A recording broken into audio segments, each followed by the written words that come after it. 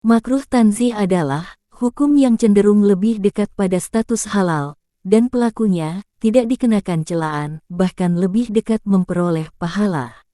Selamat datang di TL Channel. Mohon menyimak video ini sampai selesai, agar tidak salah memahami materinya. Sebelumnya, silahkan tekan tombol subscribe untuk berlangganan, dan bunyikan loncengnya agar tidak ketinggalan materi selanjutnya, dan jangan lupa like, komen, dan share untuk mendukung perkembangan channel ini. Terima kasih. Kitab Taharah. Tidak ada yang makruh hukumnya, kecuali sengaja dipanaskan dengan sinar matahari. 4. Asy-Syirazi berkata, tidak ada yang makruh hukumnya, di antara air itu, kecuali yang sengaja dipanaskan dengan sinar matahari, sebab makruh hukumnya menggunakan air yang terkena sinar matahari untuk berwudu. Di antara para penganut mazhab kami, ada yang mengatakan, tidak makruh yang terkena sinar matahari, sebagaimana tidak makruh dengan air yang terkena sinar matahari di kolam dan sungai. Mazhab ini lebih cenderung pada pendapat pertama. Dalilnya adalah riwayat yang menyatakan bahwa Nabi Shallallahu Alaihi Wasallam bersabda kepada Aisyah, yang ketika itu menghangatkan air dengan sinar matahari, "Wahai Humairah, jangan lakukan ini, sebab ia menimbulkan penyakit kusta." Ar-Rakbi mengatakan, berbeda dengan air kolam dan sungai, karena itu tidak mungkin dapat dijaga dari sinar matahari, dan larangan itu tidak berkaitan dengannya. Penjelasan, hadis yang disebutkan tadi, merupakan hadis-hadits dhaif, menurut kesepakatan ulama hadits. Al-Baihaqi meriwayatkannya melalui beberapa jalur periwayatan, dan menjelaskan bahwa semuanya dhaif. Di antara mereka, ada yang menetapkannya sebagai hadits maudhu, atau hadis palsu. Dalam kitab Al-Um, Asy-Syafi'i meriwayatkan, dengan sanadnya, dari Umar bin Al-Khattab radhiyallahu anhu, bahwa dia berpandangan bahwa mandi dengan air musyamas, atau air yang dijemur di bawah terik matahari, hukumnya makruh. Karena ia dapat menimbulkan penyakit kusta. Ini juga dhaif, menurut kesepakatan ulama hadis, sebab ini berasal dari riwayat Ibrahim bin Muhammad bin Abu Yahya, yang telah disepakati bahwa dia adalah perawi dhaif, atau perawi yang lemah, dan tidak kredibel. Mereka menjelaskan sebab-sebab tidak dinyatakan tidak kredibel, kecuali Asy-Syafi'i, sebab dia mempercayainya. Ini dapat disimpulkan bahwa air musyamas, pada dasarnya, tidak makruh, dan tidak menimbulkan resiko apapun, menurut para dokter. Yang benar adalah pendapat yang menegaskan bahwa hukumnya tidak makruh. Inilah pandangan yang disampaikan oleh penulis, dan ia menyatakannya lemah. Yang lain pun memandangnya lemah, padahal pendapat ini tidak lemah. Tapi inilah yang benar dan berdasarkan dalil, dan berdasarkan penegasan Asy-Syafi'i, yang mengatakan dalam kitab Al-Um, "Aku tidak memandang air musyamas makruh, kecuali bila ada keterangan dari segi medis." Aku telah menemukan pernyataan ini dalam kitab Al-Um. Demikian pula yang dinukil oleh Al-Baihaqi dengan sanadnya dalam kitab Ma'rifah As-Sunan wa Al-Atsar, dari Asy-Syafi'i.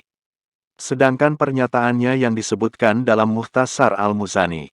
Kecuali bila ada keterangan dari segi medis, karena Umar memandang itu makruh, dan ia menimbulkan kusta, tidak secara tegas bertentangan dengan pernyataannya dalam kitab Al-Um, namun dapat diartikan demikian. Oleh karena itu, maknanya adalah, aku tidak memandang makruh, kecuali dari segi medis, jika para medis mengatakan, ia dapat menimbulkan penyakit kusta. Inilah yang kami yakini dalam masalah ini, termasuk apa yang dikemukakan oleh Asy-Syafi'i.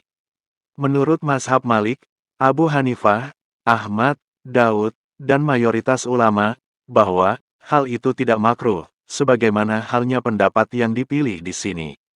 Semua yang disebutkan oleh para penganut mazhab adalah 7 pandangan, yaitu 1. Tidak makruh secara mutlak, sebagaimana yang telah dipaparkan sebelum ini. 2. Makruh pada semua tempat air dan negeri, dengan syarat ada kesengajaan, untuk memanaskan dengan sinar matahari. Pendapat inilah yang paling masyhur di antara ulama Irak. Penulis Al-Bayan menyatakan bahwa itu telah ditetapkan, serta ditegaskan oleh penulis dalam keterangan, serta Al-Qadi Abu Ali Al-Hasan bin Umar Al-Bandaniji, seorang ulama Irak terkemuka, dalam kitab Al-Jami'. 3. Makruh secara mutlak, dan tidak disyaratkan adanya kesengajaan. Inilah pendapat yang dipilih oleh penulis Al-Hawi. Dia berkata, siapa yang menjadikan kesengajaan sebagai acuan, maka dia keliru. 4. Makruh di negeri yang cuacanya panas, dalam tempat air, yang dicetak dengan pukulan palu. Namun, tidak disyaratkan adanya kesengajaan, tidak pula penutupan bagian atas tempat air. Inilah pendapat yang paling masyhur di antara ulama Khurasan. Imam Al-Haramain keliru terkait dengan pensyaratan adanya kesengajaan. Berdasarkan pendapat ini, ada beberapa pandangan mengenai apa yang dimaksud dengan tempat air yang dicetak. A. Semua yang diketuk. Ini adalah pendapat Asy-Syaikh Abu Muhammad Al-Juwaini. B. Khusus tembaga. Ini adalah pendapat As-Saidali. C. Semua yang diketuk dalam pembuatannya, kecuali emas dan perak, karena kemurniannya. Pendapat ini juga dipilih oleh Imam Al-Haramain. 5. Makruh. Pada tempat air yang dicetak, dengan syarat, bagian atas tempat air ditutup. Pendapat ini disampaikan oleh Al-Bagawi, dan ditegaskan oleh syekhnya, Al-Qadi Husain dan penulis At-Tatimah. 6. Jika dua orang dokter mengatakan bahwa dapat menimbulkan penyakit kusta, maka hukumnya makruh, jika tidak, maka tidak makruh. Pendapat ini disampaikan oleh penulis Al-Bayan dan lainnya, dan menurut mereka lemah. Mereka menyatakan bahwa hadis tidak membedakannya, dan tidak terikat dengan harus bertanya kepada para dokter. Pandangan yang menyatakan ia lemah telah keliru, tapi justru pandangan inilah yang benar, meskipun tidak menegaskan tidak adanya kemakruhan, namun ia sesuai dengan penetapannya dalam kitab Al-Um. Akan tetapi, pensyaratan dua dokter lemah, tapi cukup satu saja, karena ini sebagai bentuk pemberitahuan. 7. Makruh di badan, dan tidak makruh di pakaian. Pendapat ini disampaikan oleh penulis Al-Bayan. Ini adalah pendapat yang lemah, atau keliru, karena ini mengesankan bahwa pandangan-pandangan sebelumnya umum pada badan dan pakaian, padahal tidak demikian. Tapi, yang benar adalah yang dikatakan oleh penulis Al-Hawi, bahwa hukum makruh khusus berkaitan dengan penggunaannya di badan untuk membersihkan hadas atau najis, atau pendinginan, pembersihan, atau minuman. Dia berkata, baik itu yang mengenai badan untuk ibadah atau lainnya. Tidak makruh menggunakannya pada apa yang tidak mengenai badan, seperti untuk mencuci pakaian, tempat air, dan tanah. Karena hukum makruh terkait dengan alasan penyakit kusta, dan ini khusus berkaitan dengan badan. Jika seseorang memakainya untuk makanan, dan hendak dikonsumsi jika itu cair, seperti kuah, maka hukumnya makruh. Jika tidak cair setelah itu, seperti roti dan beras yang dimasak dengan air itu, maka hukumnya tidak makruh. Ini adalah ungkapan penulis Al-Hawi. Pendapat serupa juga disampaikan oleh penulis Al-Bahar, yaitu Al-Imam Abu Al-Muhasin Abul Wahid bin Ismail Ar-Rayani. Jika kita mengatakan hukumnya makruh, namun kemudian membeku, maka terdapat beberapa pendapat terkait air yang membeku. Ini disampaikan oleh Ar-Ruyani dan lainnya. Pendapat ketiga adalah, jika ada dua dokter mengatakan ia menimbulkan penyakit kusta, maka hukumnya makruh, dan jika dokter tidak mengatakan demikian, maka hukumnya tidak makruh. Catatan, pendapat pertama mengatakan makruh, dan pendapat yang kedua mengatakan tidak makruh. Lihat penjelasannya. Begitu kami menetapkan hukumnya makruh, maka itu adalah makruh tanzih, tapi apakah ini menurut syariat berkaitan dengan pahala dengan meninggalkannya, meskipun tidak dijatuhi hukuman bila melakukannya? Catatan, makruh tanzih adalah hukum yang cenderung lebih dekat pada status halal, dan pelakunya tidak dikenakan celaan, bahkan lebih dekat memperoleh pahala. Lihat Mujam Lugo Al-Fukaha, entry, Al-Makruh, atau, sebagai bimbingan untuk kemaslahatan duniawi, tanpa ada pahala, tidak pula hukuman, bila melakukannya, maupun bila meninggalkannya. Dalam hal ini, terdapat dua pendapat yang disebutkan oleh Asy-Syaikh Abu Amr bin As-Salah. Dia berkata, Al-Ghazali lebih cenderung mengandung ini sebagai bimbingan, dan dia menegaskannya dalam pelajarannya. Ini adalah makna yang jelas dalam pernyataan Asy-Syafi'i.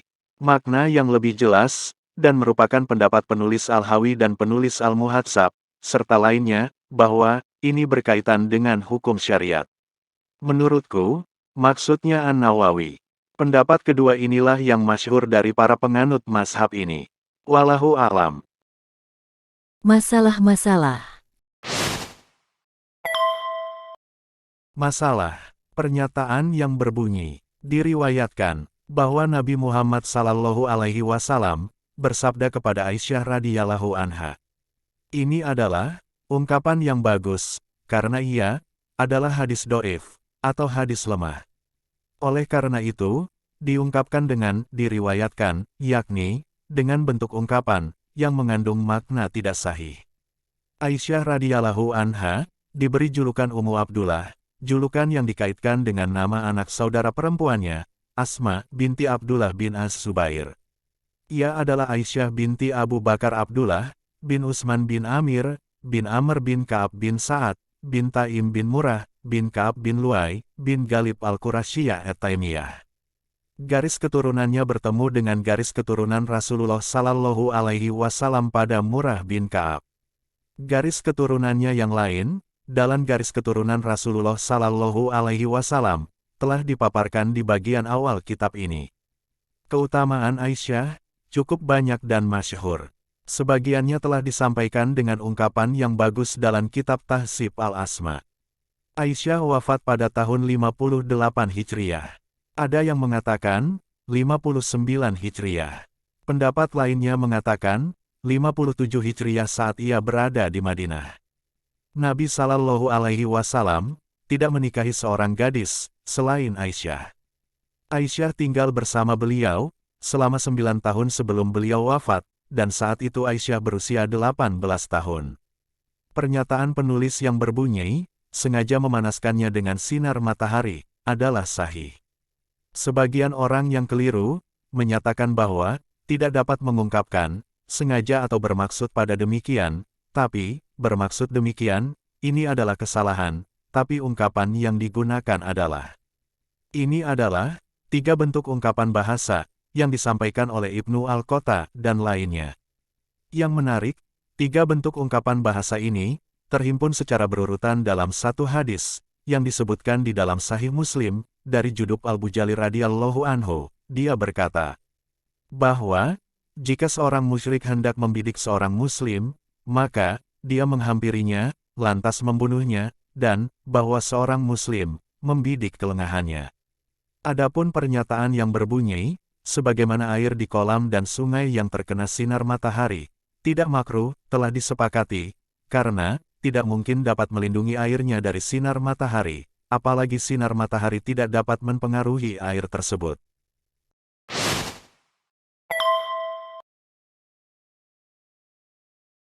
Wabillahi taufiq wal hidayah, wa ridho wal inayah, wal afu minkum, wassalamualaikum warahmatullahi wabarakatuh.